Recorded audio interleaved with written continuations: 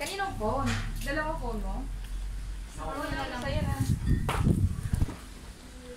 Doon aga hangin, ayoko ng hangin eh. Puno na ako ng hangin. Paano ba dapat mag ano? May misa. Tapos may tagay. Ato mo na lang ito.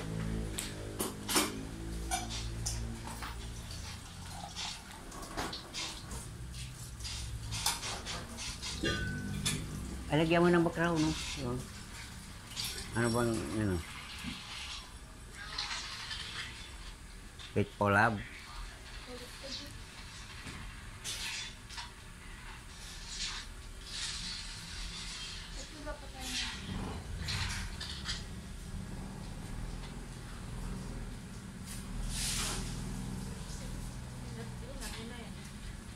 Lasa na yung boss. Okay na? Okay na. Ano mo na yung Ano mo na Pre. yung name, age, tsaka taon? Ano po yung Pare ka muna. Mag-pray ka muna. Sige na. Sige ka. Number 1, 2, 3. Tapos 1, 2, 3, 1, 2, 3. Malimit ako yung po. Andito. Ito yung one. Dapat lakasan mo parang ano. Di, isa pa muna or ikaw pa muna, i-cut-cut na lang natin. Oh, ikat-kat Ako na lang sa para. biography. Ikaw sa second. Ang biography mo na. Taga saan? Ikaw buo biography. So, ilan ka? Second, third?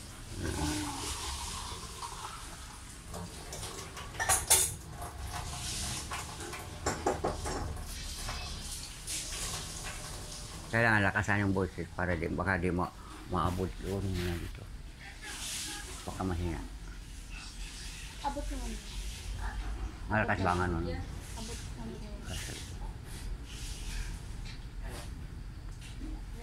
Nakakabisado. Hindi naman. Grabe ka naman. Grabe ka naman. Bawal yung hawak mo. Pwede yun. Kasi interview lang eh. Oo, unang tanong. Name, age, and Tas taon lahat ko ng ng- anak. Tapos lahat ng question sa biography. Second, third ka. Second or third ka. Sige, unang tanong. Ito siya Hindi, di siya muna. Ako natin dito. Patayin mo na. Patayin mo na. Pag sumasama na. Ika dumali ba ito? Ay. Lapit ka pa, Sandra. Ano mo alam? Yan. Dapat malapit-lapit ga. Dapat malapit-lapit para marinig. Pag, Ayan. ayun. Para Okay. Name, age, and kung ano yung taon. ako po, ganyan. Breathe. Sige. Ano yan? Sabihin pag gano'n. Pwede po ba namin kayo ma-interview? So, ano po yung name, age, and kung anong taon po kayo pinanganak? Ako po si Miguel Oclaret. Tubong Bohol. Ako muna pangalan. Ako po, Wait. Ulit. magulang. Ano lang natin? Check lang natin. Magulang muna. Pwede naman po. Halili. Malakas. Ay, sige. Oo. Like, Kung anong tanong yan lang ang sagot, diretso na. wait lang. Ang sakit ng paa ko dito. Kasi pag pangalan siya, tapos probinsya, pag tanong, sagot agad. Na, tanong, sagot agad. Tapos ang pangalan na nanay, tatay, ganun. Opo. Anong probinsya? Ulitin ko yun. Yeah, 1, 2, 3, go. So, pwede po ba namin kayong ma-interview? Okay lang. Okay. So, ano po yung name, age, and kung kailan po kayo pinanganak? Ako po si Miguel Oclaret, ang edad na 70, September 29, 1954. And saan po kayo pinanganak? Ako po na pinanganak sa Bohol, Victoria Garcia Hernandez, Bohol. And paano nyo po mailalarawan yung kabataan nyo po or yung childhood days nyo po noon? Bali sa kabataan ko, nasanayan ko sa magulang ko na lalaki kami, na sa pangaral na ang lahat ng gawin namin ay mabuti. Katulad sa nung ako nag-elementary, ang nagisnan ko lang, lumaki kami doon sa Palayan. Una sa pag-aaral namin, ang pagsasaing, matulog tuwing umaga, paglilinis, bago pumasok sa school. And ano po yung nagsilbi ninyong inspirasyon po para po maging gabay niyo po sa buhay niyo po? Ang inspirasyon namin, kundi yung pangaral ng magulang na ang pagdadasal. Kasi bata pa ako, natuto na ako na mag-lead ng prayer. At saka yung laging masipag, kasi ang tatay ko sobrang sipag. Nalaki kasi sa lupa. And yung ito naman po, para po sa inyo, ano po yung pinakamagandang aral na natutunan nyo po sa buhay na maaari nyo pong ma-share sa amin ngayong sa amin pong mga kabataan po?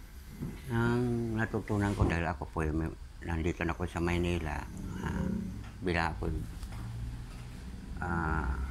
dito na ako pagkatapos ng elementary, more on Manila na dahil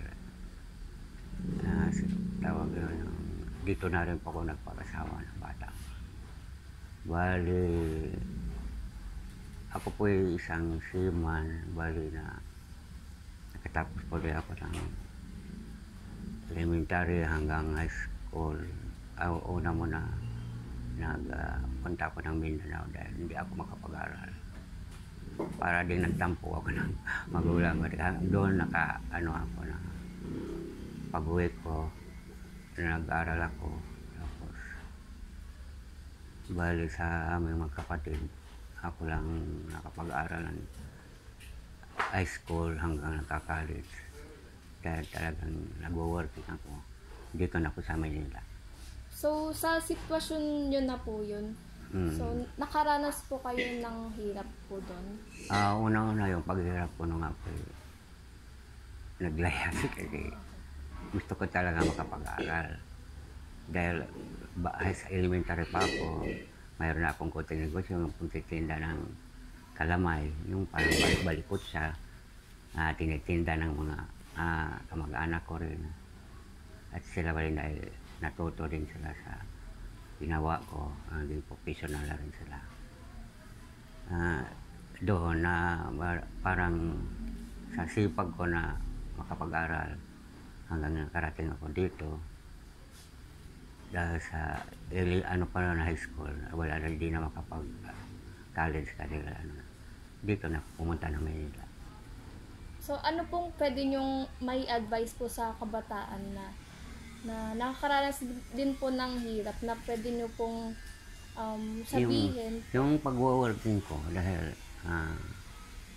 di ako makapag-aral dahil sa ayaw na magulang dahil nga sa kahirapan, o hindi naman sa kahirapan, wala talagang ang mga magulang una. Gusto lang makakain, o hindi na makapag-aral. Natuto lang ako nung nakita ko ang tiyo ko na isa din.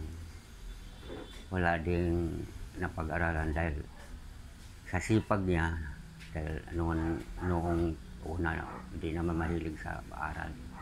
Nung nakita ko siya na naging professional na lahat ang mga anak at sa buong bayan namin doon na-asinso ng baryo namin dahil sa tiyo namin na masipag mag-aral. Saka yung mga anak niya, mga matatalino rin. Parang niya na nakikita yung pag-aaral ang mahalaga sa kabataan na yun. Sige, thank you. Dami mo tanong!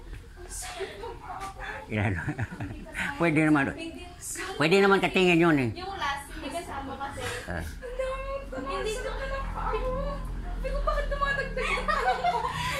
Hindi, pwede naman katingin yun eh. Ano yung Iiksiin lang. tutunan niya doon na Ikaw ang gawa. Pwede naman ulit-ulitin. Kung ano ang... Yung dalawa doon hindi kasama. Yung hindi ko rin makuha kung ano bang yung tumbok, yung hindi ko matumbok ba. Kaya mawala din ako sa sarili ko na ano dapat yung mayroon talagang guide eh. Ay, may sandalan naman ito. Ano ba yan? Ako rin, hindi ko rin alam anong isasagot kasi marami isasagot eh. Liko na. Ay, hirap-hirap. Ang sarap Madali ng lang. kanina.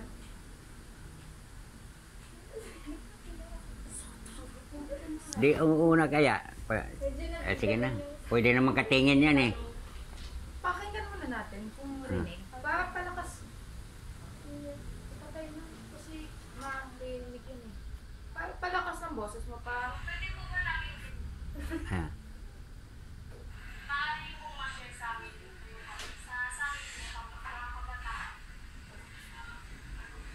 Rinig naman. Marinig ba? Sorry. Ikaw yun. Diretso tanong na agad dito. O, diretso na natin.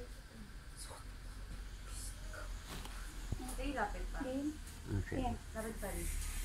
Okay. Wait lang. Ay, sabihin mo pag yun. 1, 2, 3, go.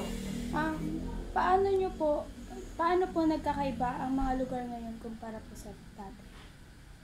Kasi dati katulad din dito, wala pang mga tao. Ngayon, sobra ng tao at saka marami ng mga bahay. Noon ilang kami dito, 3 bahay lang. Ngayon, napuno na. Sa dado, sobra ng sa dami ng taong populasyon ng Maynila. Ano pong mga pagbabago ang mas mahalaga po sa inyo? Siguro ang nakikita ko ang pagbabago sa sarili naman natin, kailangan talaga yung guide natin sa una-una ang mga magulang papunta sa anak. Kailangan talaga yung aral na yung pag-uugali, paano, yung guide na paano na ang pagtutulungan sa bawat isa at saka yung pag-aaral kailangan. And paano po nagbabago ang mga pangyayari sa inyo pong buhay? Dahil sa akin ako po isang si man, nakikita ko talaga ang sitwasyon noong una kasi wala kaming pag-aralan. Talagang kayod kalabaw talaga dahil wala kang pagkitaan. Di katulad ngayon na nakasakay na ako at saka may trabaho na rin yung misis ko, medyo na may konting angat kaysa probinsya ka. Talagang hirap. One day. Kung papipiliin po kayo, saan po yung mas po sa buhay niyo? Yung buhay po ba ngayon sa dati? Ay, talagang dati ay hirap. Ngunit masaya man, pero nandun lang hirap mo. Ibig sabihin, wala kang, kung hindi ka magsipag, wala kang kikitain. At saka wala kang makain. Dito, magsipag ka, katulad ng pag-aaral, magkatrabaho ka, katulad nito ngayon. Kakaroon ka rin ng pension, mayroon na rin konting maidagdag natin sa income araw-araw. Yan po. Maraming salamat. Okay. Ikaw na.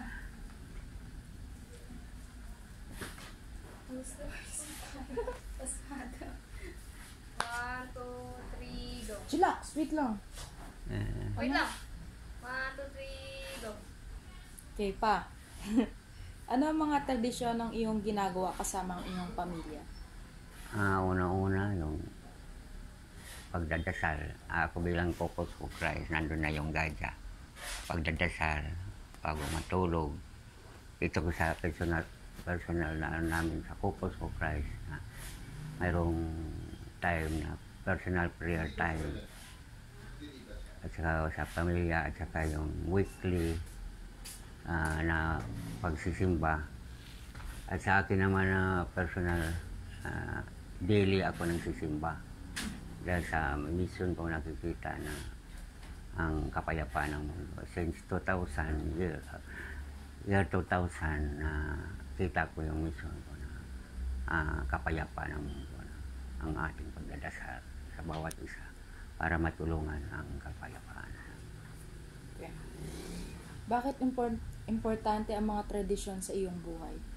Siyempre kung pag wala kang guide sa buhay mo, parang mapariwala ka kung ano ang gawin. Katulad doon sa utos ng Diyos bilang Katoliko, nandun ang guide ng pagmamahal pagmamahal sa Diyos at pagmamahal sa kapwa. Yan ang pinakasintro sa buhay natin. Kung wala tayong pagmamahal, magulo ang buhay. Ano ang mga paniniwala ang iyong natutunan mula sa iyong mga magulang? Yung mga advice na magagawa ng mga buti, pagdadasal, kasi nakita ko yung lolo ko na diyan na lumaki, at kapatid ng lolo, sobrang madasalin. Kahit managinip sa edad na siya ng 86, sabi ko, at yung tao, ang tanda-tanda, hirap na tumayo. Pero nakapag, mayroon palang espiritu, parang doon kan kita yung ang pagdadasal na importante sa tao. Sige, salamat. Nakapag-stick naman ang interview niyo.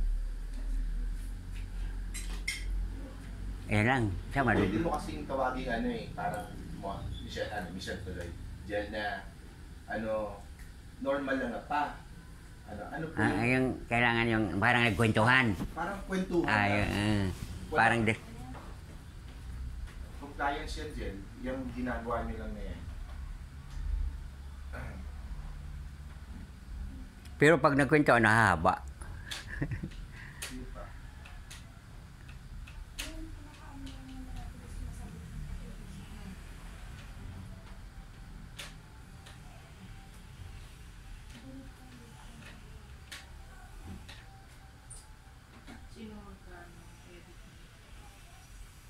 Pwede naman cut-in siguro yan eh. Kasi hindi ko rin matumbok. Nalilito kung sagot maraming kung ano eh.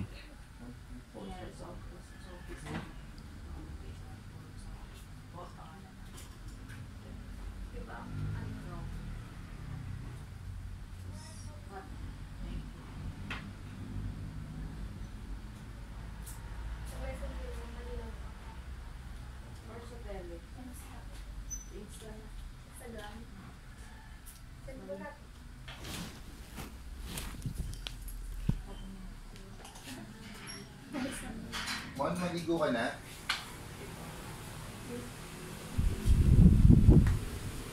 Okay na? O ulit pa. Hindi, okay na po. Thank you po. Yun, technique. Merienda muna kayo. Balik ka muna merienda ka.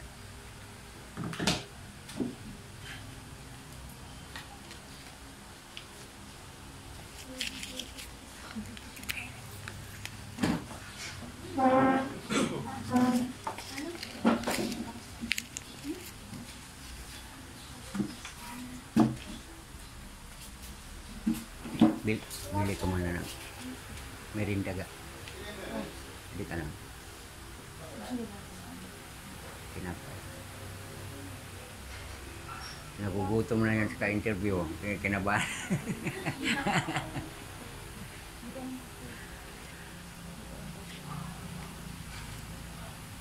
Pwede siguro iksihan.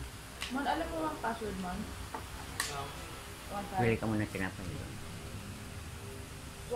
Ay, Yung 1.5 na lang para sila kasabay. Kahit Yes. Mon, password mo. Alam mo? Kung nagdali. Hindi ako nagdali ng password si mami. Ay, ito. Meron ba silang scan?